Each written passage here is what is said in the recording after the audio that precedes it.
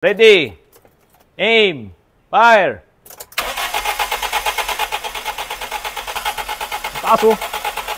Yung cylinder 1 at cylinder 2, hindi sila parehas ng kompresyon. Kapag hindi sila parehas ng kompresyon, huwag kang mag-expect na pantay ang minor mo. Mga kapatid, magandang gabi po sa inyong lahat. Yung iba sa inyo, hindi na nakakita ng mga ganitong makina. Ito yung Toyota Love Life. So, bago nagkaroon ng Altis, ito munang Toyota Love Life. So, galing tayo sa Toyota Corolla na big body. So, meron munang small body, tapos nagkaroon ng big body na Toyota Corolla.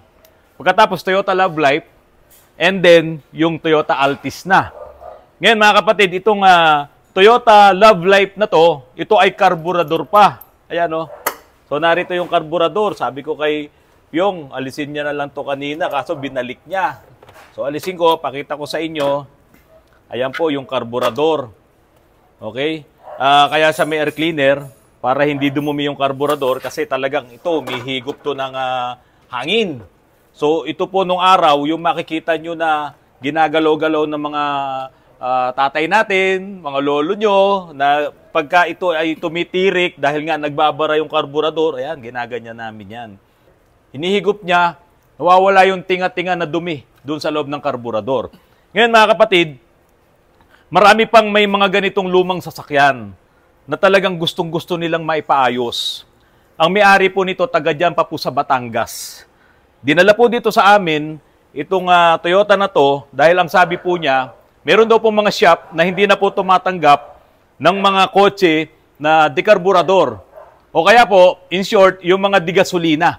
Karamihan po kasi ng mga sasakyan ngayon talagang diesel na. At kung meron man po mga digasolina, hindi po halos maalam yung ibang mga junior mechanics. Kaya po dito dinala sa akin itong Toyota Love Life na ito. Ito pong Love Life na ito, ang makina niya ay 2E. Alam to ng mga taxi driver, ng mga kapatid natin, mga kababayan natin. Kasi halos lahat po ng mga ibinyahe na taxi noong araw, yung Corolla na big body at itong Love Life, yan nga yung mga nakakarburador, naka 2E engine po yan. Ito po kasi ay may low power. Bumabagsak ang kanyang minor. Yung pinatanggal ko po, itong kanyang mga spark plug, ito hawak ko, may tape nga lang yan dahil nilagyan ko ng numero para hindi sila magkapalit-palit. Tignan nyo po itong number 1. Yan. So ito po ay may langis na. Basa po ito ng langis. So yan po Tapos yung number 2. Ayan. Medyo basa na rin po siya ng oil. And then, yung number 3, ito lang yung medyo maganda yung sunog, kaya medyo namumuti-muti doon, no? Number 3. And then, yung number 4, may kaunting basa na rin siya ng langis. Kaya ko po in-explain sa inyo to, kapag ang inyong spark plug ay napupuntahan ng langis, hindi po magiging maganda ang spark niyan, ang combustion sa loob ng cylinder. At kadalasan nga po, ito pa yung pumupundi doon sa spark plug dito. Dahil nga, mababasa siya ng langis, papasok yung high voltage dito, hindi naman siya mag-i-spark, kaya nasisira yung spark plug. So ito pong kotse na to ay pumupundi rin ng spark plug. Ibig sabihin, sumisira ng spark plug. Ngayon, kailangan kong makuha yung compression ng bawat cylinder. Kaya po tayo ay magkakaroon ng compression test. Bago ko mag-compression test, ito po yung disadvantage ng mga lumang design ng engine. Samantalang sa mga bago, kapag ginamitan ko po yan ng scanner natin, ito, pakita ko lang, no? Yung mga EFI, hawakan mo to. Yung mga CRDI, yun ang mga naka-computer ng mga engine, kailangan mo ng scanner, malalaman mo kung bakit siya nag-low power. Malalaman mo kung bakit nasisira or kung ano man yung cause ng problema dito sa mga spark plug. So, doon pa lang ang bilis-bilis na ng check-up at malalaman natin kung ano yung problema. So, nung unang pinatanggal ko itong spark plug, sige, Pyong, lagay mo na doon yan. Ito na nga po yung nakita natin ng mga problema na naglalangis nga po itong mga spark plug. Tanungin ko po, taas po ang kamay nung may mga motorsiklo. Ano po ang nangyayari kapag nalagyan ng langis ang inyong spark plug? Nag-iisa yun. Ano nangyayari, Pyong? namamatay talaga. Namamatay din po. Kaya po, mga kapatid, kung halimbawa may motorsiklo ka na talagang sira na yung piston ring, yung umaakyat na yung langis doon sa ibabaw ng spark plug or sira na yung valve seal, pumupunta na sa spark plug yung oil, umaandar ka, biglang namamatay. Tapos maglalabas ngayon ng lighter yung driver. Anong gagawin niya sa lighter, Pyong? Pakita mo si Pyong, ha? Anong gagawin niya sa lighter? Ay, initan lang sir yung ano, dulo. Yung spark plug? Opo, Para para matuyo. Matuyo po Oh, yung tip yan ang ng ano. gagawin. Since nakakabit na itong ating tester, compression tester, dito sa engine, ayan, nakakabit na to. Mamaya makikita nyo, dapat pagtapat doon sa 100 PSI, itong ating meter, okay yun, or 110 or 120. Pero pag below siya sa 100 PSI, bagsak yun. Sa tingin mo ba, pwede na nating start yung compression test? Pwede na po sir. Hindi, balik mo muna yung tatlong spark plug. Okay, ibabalik natin yung tatlong spark plug. Kasi kapag yan ay hindi mo binalik, ang mangyayari niyan, maglalabasan lang sa atin dito yung compression. So ibalik mo lang, pero hindi natin ito papaandarin. Tatanggalan mo ngayon ng power itong distributor.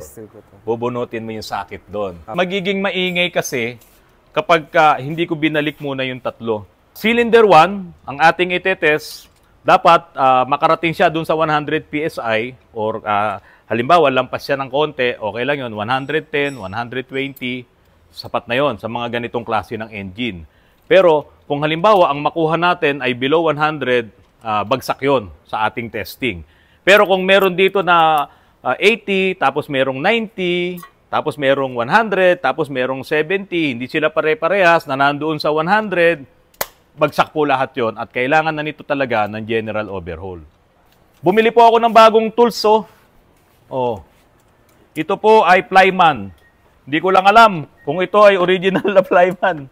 Ayan, Flyman. Kompleto naman siya. Kasi wala akong pantanggal ng spark plug.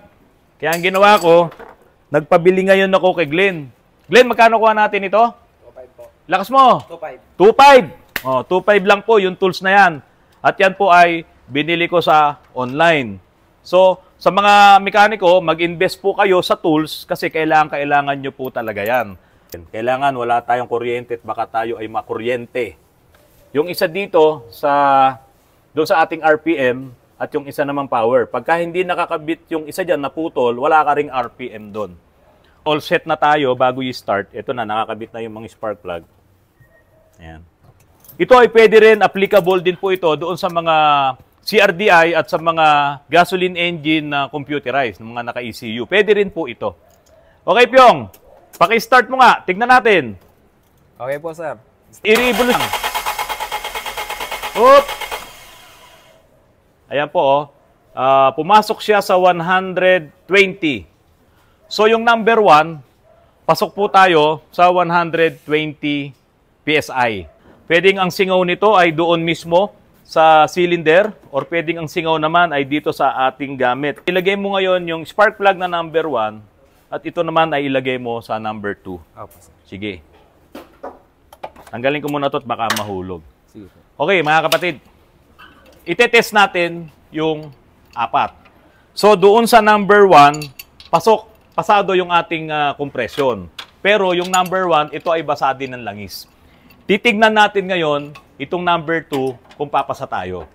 Natanggal na yung number 2 na spark plug. Itetest ngayon natin kung gaano ang compression nitong cylinder number 2 kung ito ba ay papasa na katulad noong number 1. I-check po natin ngayon.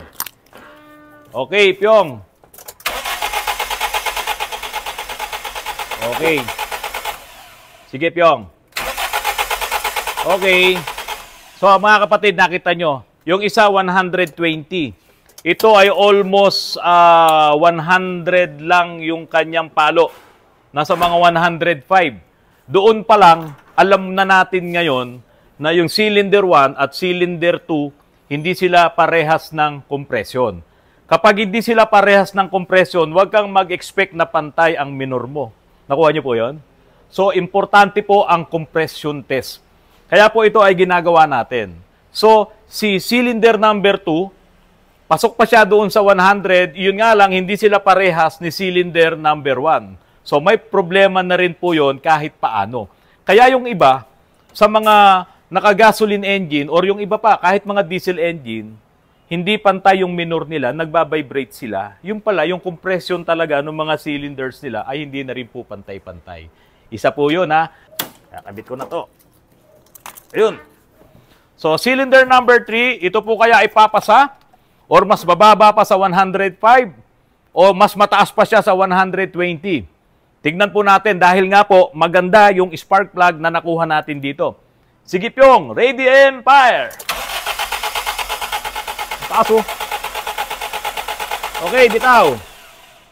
So dito po lumalabas yung pinaka-maximum niya ay 125 PSI. Mga kapatid, 125 PSI. Yung uno natin ay 120 PSI. Ito ay lumamang ng 5 PSI. Pero ang talagang bagsak natin ay yung number 2 na 105 lang ang kanyang PSI. So Pyong, wag na natin patagalin. Yes, Ganun ulit, pwede nyo rin po itong gawin sa mga naka-ECU na engine. Yun nga lang, kapag gagawin nyo na to, tanggalin nyo yung inyong ignition coil. Kasi karamihan ng mga naka-ECU na engine, hindi ganito na gumagamit ng distributor. Ito po kasi yung tinatawag na distributor. Nandiyan yung igniter, nandiyan yung coil sa loob, at ang lumalabas dito ay high voltage na. Ngayon, tatanggalin nyo yung ignition coil, isa-isa kasi yun, bawat spark plug, para hindi kayo makuryente. Kasi po, yung linya nun, papunta na yun doon sa ECU. Hindi mo naman pwedeng tanggalin yung sa ECU kasi mas lalong delikado yon. So, tatanggalin nyo yung mga ignition coil at gagawin nyo na itong proseso po na ginagawa natin. Ito naman pong ginagawa ko na to ay safe naman po ito. At kung gusto nyo po itong i-DIY, para sa inyong mga sasakyan, kailangan bumili kayo nitong tools na ito para malaman nyo na talaga kung ang inyo bang engine ay 100% pa talagang maganda ang kanyang operation doon sa loob ng inyong makina. Yung 4 na cylinders. Ito yung last na itetest natin. Cylinder number 4. Papasa ba siya? Titignan po natin. Okay, kabit ko na to. Maingat lang po ako kasi nakabasag na po sila ng isang ganito. Nako, pinababayaan lang na nakasabit-sabit dito, bumabagsak. Nabasag yung salamin, nasira na yung needle. Wala na, hindi na po siya accurate, kaya hindi ko na ginagamit. So, para doon sa number 4, eto na po, itong spark plug nito ay basang-basa din po. Nasaan ito? Pakita mo, Glenn. Ayan o, may basa din siya. Pero hindi katulad nung 1 and 2. Okay, Pyong, ready, and fire! Wala. 105 din. Isa pa, Pyong. Wala. Ayaw nang umakyat. O yan, mga kapatid, tignan nyo.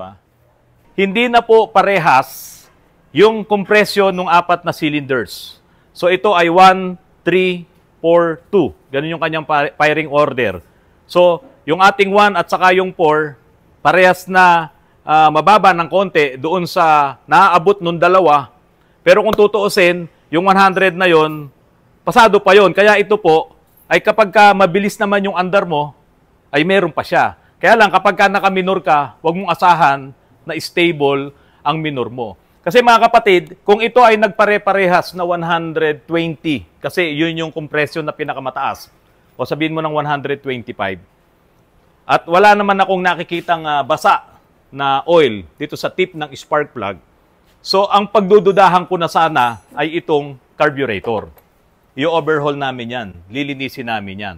Pero since hindi na po pantay-pantay yung kompresyon ng 4 na cylinders at nababasa na nga po ng langis itong spark plug, so kailangan na po talaga nito ng overhaul para doon magpantay-pantay yung 4 na kompresyon. Tama ba, Pyong? Tama po. Kasi hindi mo rin yan maipapantay-pantay kung ang gagamutin lang natin o ayusin lang natin itong langis nito.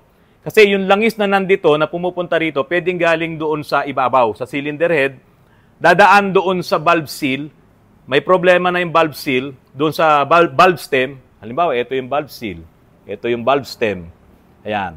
Sira na yung valve seal, dadaan ngayon dito yung langis, mahuhulog doon sa likod ng barbula, kaya tuwing o-open yung barbula, nahuhulog yung langis doon, pupunta ngayon dito sa tip nitong spark plug. Kaya siya nababasa. Pero hindi ko masyadong pinagdududahan na singaw ang piston ring nito. Gawa nga nung medyo maganda pa yung compression. Pumasa pa siya, 105 at yung dalawa at yung isa naman ay 120 at isa ay 125. Kasi kung talagang worn out na ang piston ring mo, pati yung liner, wala naman liner to, yung cylinder wall, kung talagang worn out na yan, baka hindi ka na makakuha ng pressure na 100, baka below ka na doon. Since ito ay talagang may langis dito, top overhaul, yun yung pwede kung budget meal pa lang yung may-ari nito. Pero kung gusto niya nang ipa-overhaul to para magpantay-pantay yung compression ng 4 na cylinders, tayo po ay magje-general overhaul na. So yun mga kapatid, naipakita ko po sa inyo yung compression test. Kung gusto nyo pong gawin sa inyong mga sasakyan, mapa diesel engine or mapa gasoline engine, pwede nyo po iyang gawin. Pero Pyong, baka hindi mo tanggalin yung mga masking tape, masusunog yan. Tanggalin mo isa-isa, ibalik mo ng maayos, pati yung kuryente nito, ibalik mo yan ng maayos, yung nandoon sa distributor, kasi hindi yan naandar pag hindi mo na ibalik ng maayos. So yun muna po mga kapatid, yung may-ari nito, taga Batangas, nakalimutan ko pangalan mo, narito ipinakita namin sa aming vlog, yung compression ng engine mo, bagsak na talaga siya. Sabi mo, papipinturahan mo pa to. Baka naman, gusto mong unahin ng engine mo na ipa-overhaul. Nagawa na namin lahat ng mga pang-ilalim nito. Maganda na. Kaya nandito na kami sa engine. Kaya lang, ang resulta ng ating test, dito sa vlog ko, ay bagsak po ang compression, hindi pantay-pantay. Kaya hindi ka makakaasa ng magandang minor. Medyo palyado to, di ba? Opo. Okay. Kasi nga, yung langis, binabasa niya yung spark plug. Okay, mga kapatid, narito po si Pyong. At narito ang aking cameraman. O yan, balik mo sa akin. Sana po, nakatulong ang aking vlog muli sa inyo. Kung nagustuhan nyo po ito, paki-share, paki-like, at paki-subscribe na rin po ang aking channel. Maraming salamat po sa patuloy na tumatangkilik sa Autoruns. Magandang gabi po, mabuhay po kayong lahat.